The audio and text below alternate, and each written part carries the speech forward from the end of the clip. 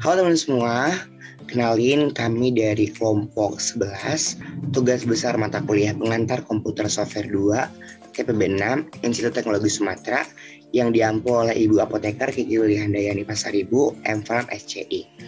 Kali ini kami akan menjelaskan terkait dengan tugas besar kami yang berjudul Program Penghitung Listrik Statis, di mana ada gaya kolom, medan listrik, dan potensial listrik. Sebuah peribahasa mengatakan tak kenal maka tak sayang. Oleh karena itu, izinkanlah kami memperkenalkan diri dan anggota kelompok kami. Yaitu ada saya sendiri, Josephine Cagalung, dengan NIM 121130018, dan rekan saya,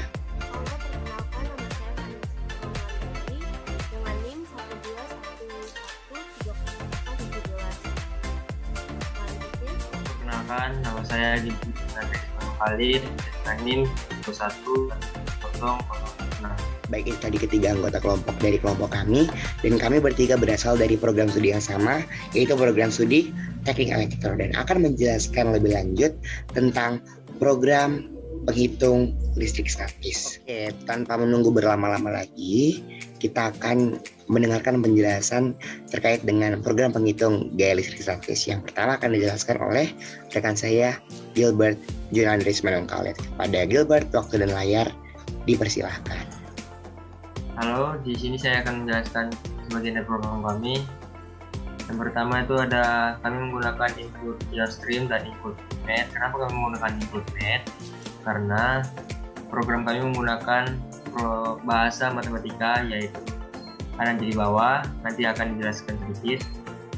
Nah, selanjutnya ada using namespace seperti biasa, dan kami memiliki variabel 3 untuk integer dan 1 string, yaitu ada pilih B dan I untuk integer, dan string itu variabelnya yaitu ulang. Di pertama program kami ini kami membuat untuk perulangan untuk mengulang semua program kami menggunakan bahasa do while. Dan selanjutnya kami akan menampilkan menu program yang di sana akan kami minta pengguna untuk menginput program mana yang akan dijalankan dengan variabel pilih. Selanjutnya, jika pengguna menginput pilih 1, menginput angka 1 pada baris ke-21, yaitu if pilih sama dengan 1, maka program yang akan jalan yaitu program gaya kolom. Di sini program gaya kolom menggunakan bahasa double, yang artinya variabel yang akan digunakan adalah variabel yang berdesimal atau pecahan. Di sini variabel yang digunakan ada Q, P, R, F, K, dan Y, yang setiap variabel memiliki array yaitu 10, yang artinya setiap variabel dapat diisi 10 data.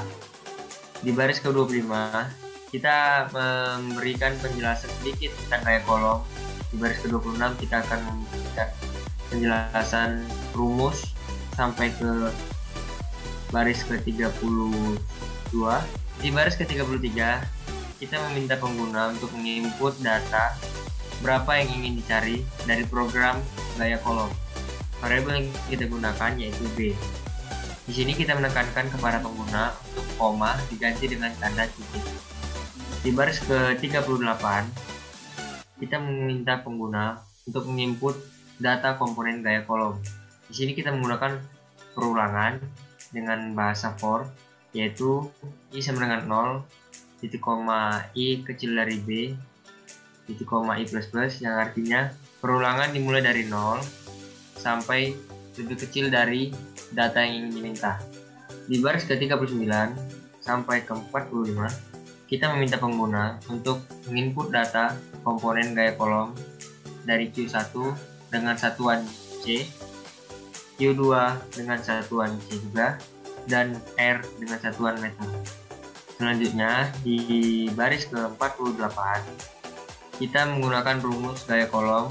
Agar mempermudah rumus gaya kolom, kita membagi rumus gaya kolom itu menjadi 2 lagi, yaitu yang pertama untuk rumus koefisien.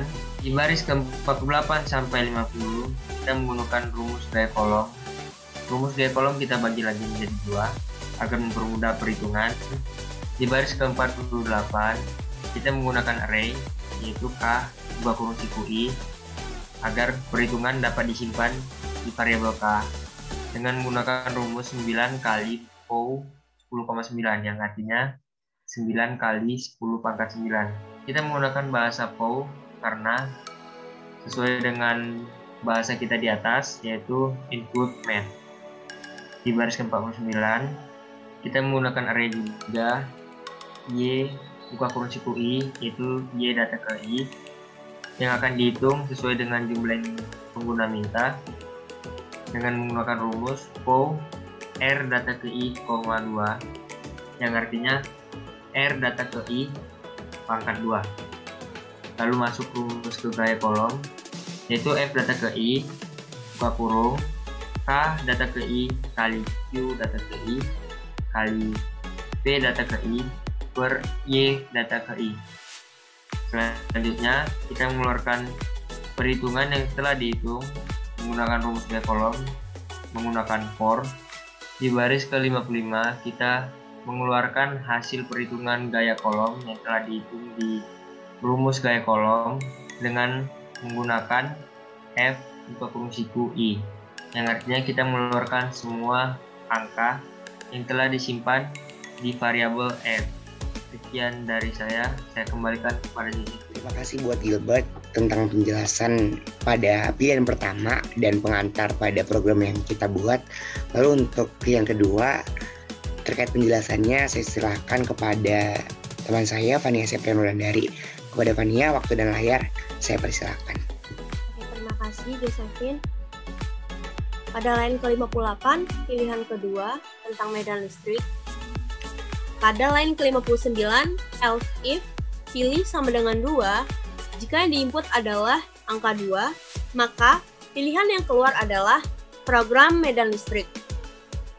Pada line ke-61, double, gunanya untuk mengelompokkan bilangan yang bernilai desimal atau pecahan. Lalu terdapat juga E, buka kurung siku 10. Itu berarti variabel E bisa diisi dengan jumlah 10 data. Begitu juga dengan yang F dan T.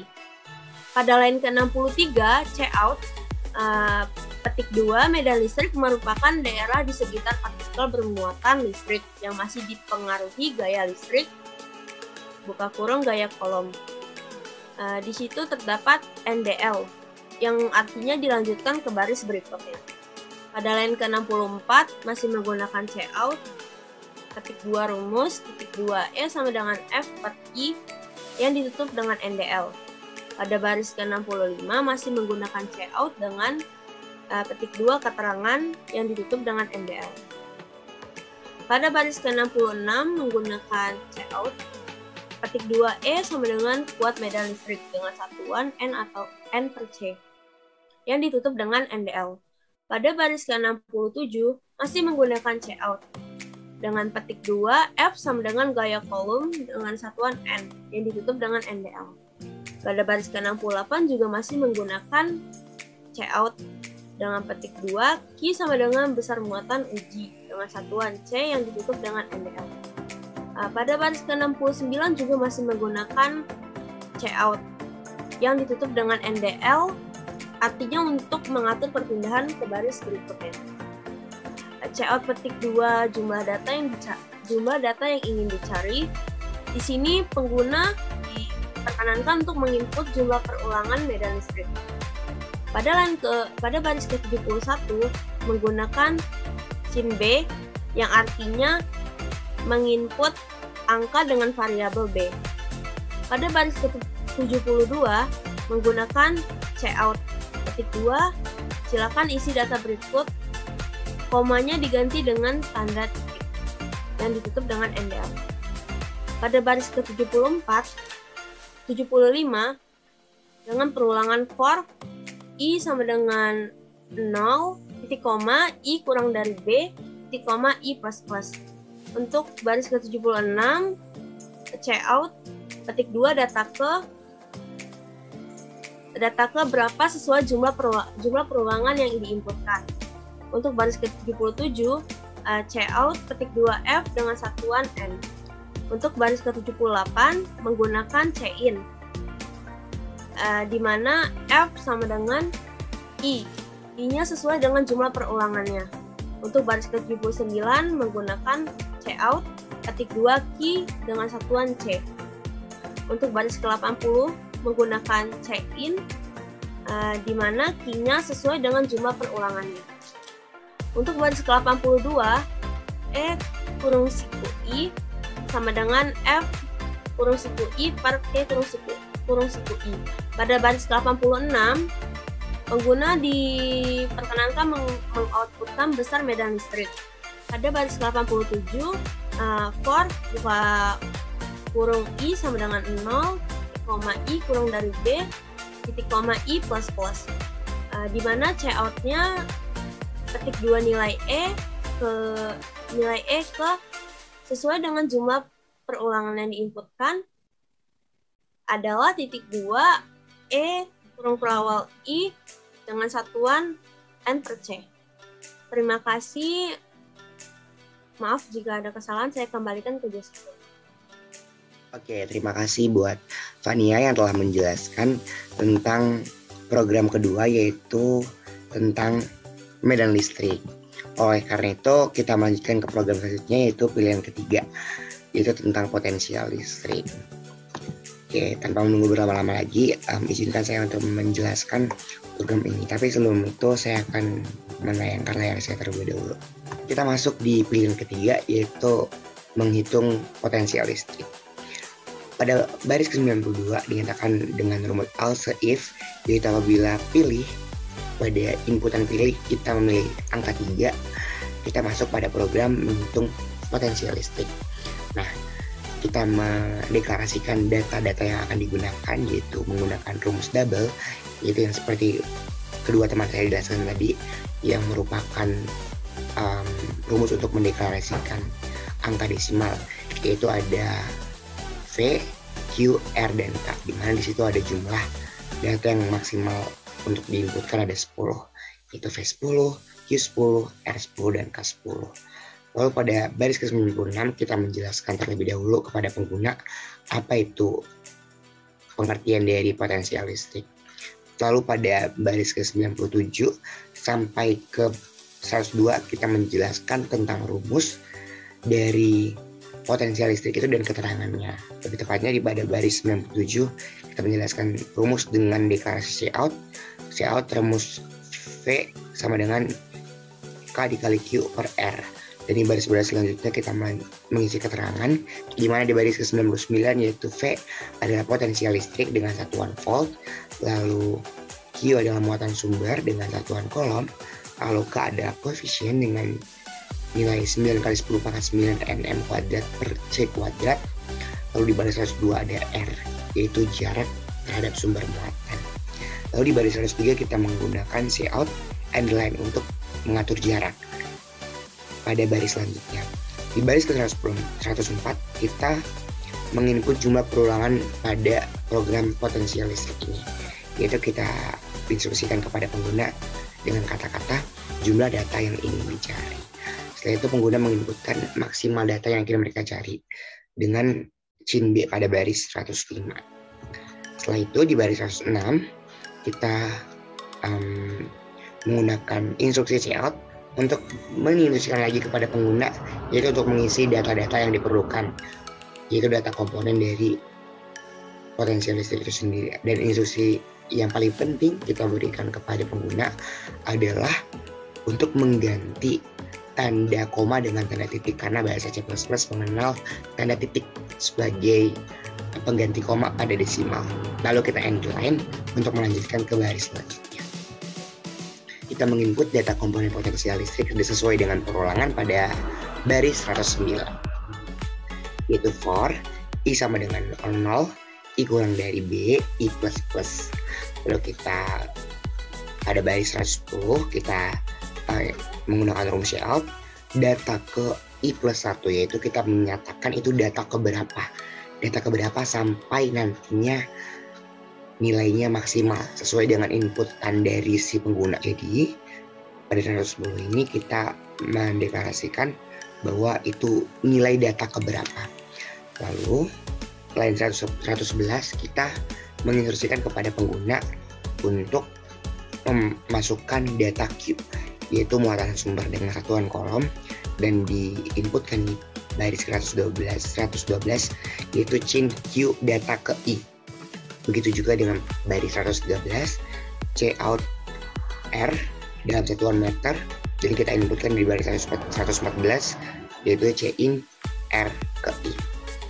Nah, untuk mencari potensial listrik diperlukan rumus yang telah diolah dengan bahasa C++, yaitu pada baris 117 dengan KI, K ke I, ataupun nilai konstanta atau koefisien dari rumus potensial listrik ini, yaitu ada 9 kali 10 pangkat 9 yang ada di baris 101. Dan dalam bahasa ini kita olah ke bahasa math, yaitu K ke I sama dengan 9 dikali POW 10,9, yang mana itu berarti 10 adalah koefisien dan 9 adalah pangkatnya, yaitu 9 kali 10 pangkat 9. Lalu setelah komponen yang digunakan telah lengkap, kita dapat menggunakannya untuk mencari potensial listrik dengan pernyataan atau rumus pada baris 118 adalah V ke I sama dengan hasil perkalian antara K ke I dikali Q ke I dibagi dengan nilai R ke I, itu dimana potensial listrik ke I sama dengan koefisien dikali muatan sumber ke I dibagi dengan jarak terhadap sumber muatan ke I. Lalu setelah kita mengolah semua nilai potensial listrik, kita dapat mengoutputkan hasil keluaran dari perhitungan yang telah kita lakukan menggunakan rumus di baris 118, yaitu dengan menggunakan perulangan di baris 122 dengan for I sama dengan 0 I kurang dari B I plus plus buka kurung C out nilai V ke I, yaitu V ke I plus 1 adalah kita masukkan lagi rumus yang ada pada baris 118, yaitu V ke I dengan satuan volt. Lalu kita inline-kan untuk melanjutkan ke baris selanjutnya. Kita tutup dengan kurung kurawal. Lalu kurung yang ada pada baris 126 ini merupakan penutup dari rumus-rumus yang digunakan pada pilihan ketiga, yaitu potensial listrik. Selanjutnya, apabila di awal tadi pengguna menginputkan pilihan program yang salah pada baris ke-17, akhirnya ada instruksi nantinya di baris 127, maaf, input yang Anda gunakan atau yang Anda masukkan salah apabila jenis inputan yang dimasukkan tidak sama dengan 1, 2, atau 3. Nanti program akan mengeluarkan hasil inputannya salah. Lalu apabila kita telah menyelesaikan perhitungan menggunakan program, akhirnya program akan menawarkan kepada pengguna apakah pengguna akan mengulang program tersebut. Lalu kita masukkan jawaban atau respon dari pengguna pada baris 131, yaitu chain ulang, dan kita masukkan end line untuk melanjutkan ke baris selanjutnya. Dan apabila pernyataan kondisi ketika pengguna mengetikkan ulang ini sama dengan bernilai iya, Y kecil A kecil, iya semuanya huruf kecil, iya semuanya huruf besar, iya dengan I yang hanya huruf besar, iya dengan Y yang hanya huruf besar, iya dengan A yang hanya huruf besar, dan atau Y kecil dan atau Y besar. Ini merupakan pernyataan kondisi. Apabila pengguna menginputkan data ini pada chain ulang, maka nanti program pun akan mengulang dari awal. Namun apabila nanti pengguna salah menginputkan respon, maka pengguna akan keluar dari program. Dan alasan kami menggunakan respon atau kondisi yang cukup banyak, yaitu ya, dan dengan berbagai macam variasi, kita tidak mengetahui apa nantinya respon dari pengguna. Bisa saja I besar, Y besar, A besar, ataupun satu huruf saja yang besar, kita tidak mengetahui.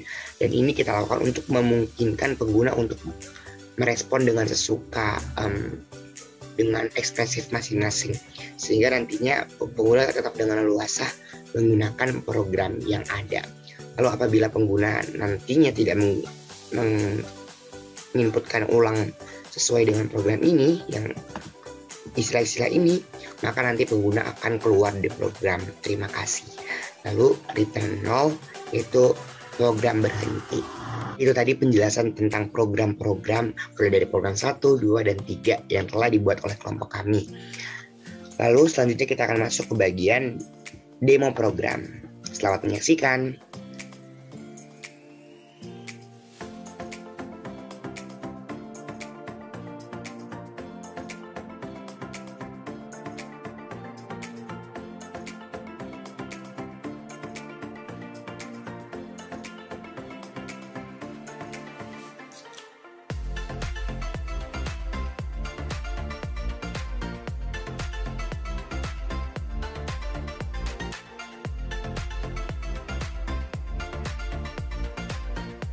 Oke teman-teman, demikian tadi video demo tentang program yang telah kami buat. Apabila terdapat kesalahan penggunaan kata ataupun kesalahan dalam pemrograman, kami mohon maaf yang sebesar-besarnya. Kata selalu semangat belajar dan terima kasih. Dadah. Dadah. Dadah.